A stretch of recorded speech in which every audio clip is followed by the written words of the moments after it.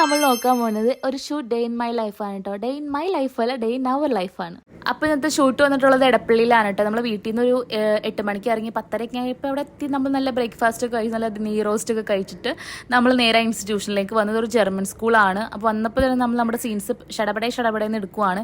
കാരണം 3 എപ്പിസോഡോളം നമുക്കിന്ന് എടുക്കാനുണ്ടായിരുന്നു കേട്ടോ.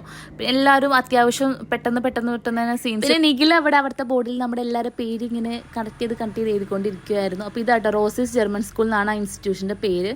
അപ്പോൾ നമ്മുടെ നേരം സ്റ്റോറീസിൽ നിങ്ങൾ പോയി നോക്കിക്കഴിഞ്ഞാൽ നിങ്ങൾക്ക് ഇഷ്ടപ്പെടുന്ന ഒരുപാട് വീഡിയോസ് നമ്മൾ അവിടെ ഇട്ടിട്ടുണ്ട്. അപ്പോൾ എല്ലാവരും പോയി ചെക്ക് ചെയ്തിട്ടൊന്ന് കമൻറ്റ് ചെയ്യാം കേട്ടോ. പിന്നെ നമ്മൾ അവിടെ നിന്ന് ഒരു 2:30-3 മണിയായപ്പോഴാണ് തോന്നുന്നു നമ്മൾ നല്ല ഫ്രൈഡ് റൈസും നല്ല ബട്ടർ ചിക്കനൊക്കെ കഴിച്ചു. പിന്നെ വീണ്ടും ഓടി നമ്മുടെ സീൻസ് ഇഷ്ടം പോലെ തീർക്കാനുണ്ടായിരുന്നു.